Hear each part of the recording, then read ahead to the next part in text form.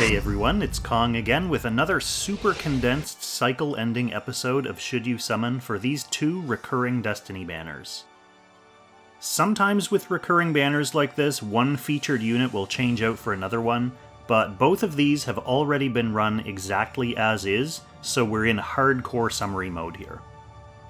Alright, let's get right into these two Destiny banners, Langrisser Reincarnation featuring Mariel, Werner Dime, and Patsyr, and Heroes of Destiny featuring Ledin, Rachel, and Altemuller, running from May 12th to the 25th. The first SSR you pull from each banner is guaranteed to be one of the 3 featured heroes you don't already have, and after you pop your guarantee, or if you do already have all 3 featured heroes, it's treated like a normal banner with the normal 20% off banner rate. First up we have Mariel. Mariel is a healer DPS hybrid. She starts with boosted healing effects, but after she initiates an attack, she switches modes and gets to act again. Her 3C attack strips buffs, pushes the target back, and if the attack was guarded, it does extra damage. It also gives you plus damage and guard ignore for your next action, so you can set up a combo. She's a member of Langrisser Reincarnation, buffed by Ares and Hilda, and Legion of Glory, buffed by Ledin, Elwyn, and Grenier. She sees most of her use in PvP with a kit that lets her swing the momentum of a match.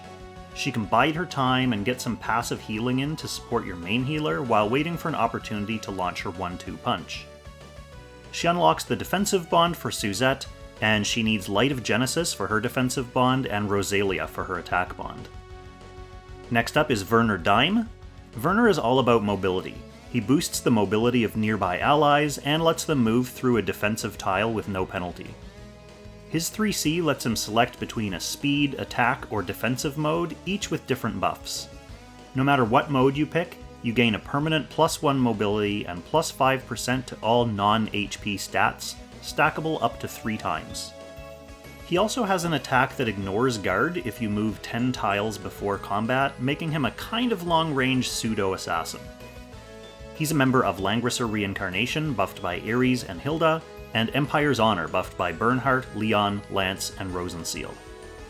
He sees most of his use in PvP, where mobility is king. He can be an enabler who doubles as a long-range threat in a rush box, for example. He unlocks the very important defensive bond for Hilda, and for his own bonds he needs Rosalia for his defensive bond and Leon for his attack bond. Last up on the first banner is Patsyr. Patsyr's gimmick is that she has a bunch of bonuses against non-female heroes, including up to plus 30% int and plus 30% damage reduction from her talent. When she damages a foe, they have a 20% greater chance to take a critical hit. Her unique helm gives her +1 mobility if there are any non-female units on the enemy's team, and inflicts that boosted crit chance against a random nearby enemy after she takes action. Her 3-cost skill is a 3-line AoE attack that permanently disables all non-female enemies' passive skills if she dies.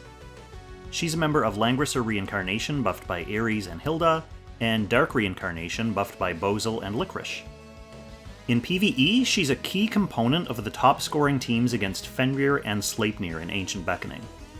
In PvP, she can be used as an assassin or an AoE unit, and her ability to seal passives can be really sneaky and mean. She unlocks the attack bond for Cortez, and she needs Bozel for her defensive bond and Licorice for her attack bond. So on to the next banner. First up we have Ledin. Ledin is a tank who can counterattack twice, which means he does big damage to melee attackers. Instead of hitting with his attack stat, he uses a combination of his defense and magic defense. His 3-cost skill teleports a nearby enemy next to him and then attacks them, reducing their movement and making them unable to guard. His unique hammer gives him a revive, but he has to kill a target first to activate it. He's a member of Protagonists, buffed by Matthew and Emperor Lavina, and Legion of Glory, buffed by Ledin, Elwyn, and Grenier. His faction buff for Legion of Glory increases damage dealt by 20% when you're under attack, which is perfect for a tank. In PvE, he's not the most useful pick for most of the content he's on faction for, other than Phoenix in the Eternal Temple. We did just get some fresh information from the Chinese servers that Ledin is the next character to get an SP upgrade. Obviously, we'll have to wait until he actually gets some playtesting in China before we can say for sure, but unfortunately it doesn't look like a dramatic improvement. He gets a bit more damage reduction in his talent, he gets a passive guard in one ring instead of just adjacent tiles, and he gets a 1C passive that automatically triggers his conversion, so you don't need to worry about the awkwardness of having to target someone with his 3C in order to activate a meaningful guard. But he still has no revive, he has no ranged counter, and he has no aura to benefit the rest of his team, so he's not going to be replacing the top meta tanks. If anything, he'll kind of jockey for third place alongside a tank like Freya, and then it really comes down to which faction you want to buff. Interestingly though, all 3 of Legion of Glory's faction buffers now have an SP option. For bonds, Ledin unlocks the attack bonds for Chris, Grenier, and Narm, and for his own bonds, he needs Chris for his defensive bond and Elwyn for his attack bond. But fortunately he doesn't really need his attack bond since he's converting his attack stat anyway, so he's fairly beginner friendly. Next up we have Rachel. Rachel is primarily a magical DPS with a bunch of additional utility. She has AoE and single target spells, her talent provides extra healing and debuff removal, and she has Gospel. She's a member of Protagonists buffed by Matthew and Emperor Lovina, and Yeless Legends buffed by Landius and Sigma. She's on faction for Phoenix in the Eternal Temple, and she's a strong pick against Needhog in Ancient Beckoning. She unlocks the attack bond for Landius and the defensive bond for Lambda, and she needs Angelina for her own defensive bond and Landius for her own attack bond. Finally, we have Altemuller. Altemuller is a bulky flyer. His signature skill is a 2-ring AoE that transfers enemies next to him and lets him attack again. That one's unlocked by his SP class though, so don't expect to have access to it right away. His 3-cost skill gives him an additional attack if he's in the midst of multiple enemies, and this combo can let him pull squishy units away from a tank and then get multiple kills. He's a member of Strategic Masters buffed by Altemuller and Lanford, Dark Reincarnation buffed by Bozel and Licorice, and Empire's Honor buffed by Bernhardt, Leon, Lance, and Rosenseal. His faction buff for Strategic Masters allows you to treat all passable terrain as plains, and it also grants you plus 15% damage when attacking from defensive terrain. In Ancient Beckoning, he's a high-scoring option for both Fenrir and Sleipnir, even if he's not necessarily needed for topping the leaderboards anymore. He's not as common as he used to be in PvP, but he can still be part of a bulky push team, and his displacement is annoying to have to prepare for. For bonds, he unlocks the attack bonds for Anna, Emmerich, Sigma, and Varna, and for his own bonds, he only needs Anna and Emmerich. Alright, that brings us to the notes for Noobs. Mariel is still pretty good, mostly for PvP. Werner makes everyone go fast. He's pretty good, but his most important use now is unlocking the tankiness bond for Hilda. Patsyr is especially useful in 2 Ancient Beckoning fights, but she's also surprisingly strong for most PvE in general. Her bond unlockers are both on recurring banners too, so she's actually kind of beginner friendly, and I'd say she's probably the most overall useful character, especially for PvP focused players, on this first banner. Ledin is a tank with a Legion of Glory faction buff. He was really popular at the beginning of the game because Glory was so easy for beginners to run, and a lot of people still think of him with a fond air of rose-tinted nostalgia, but he has been surpassed.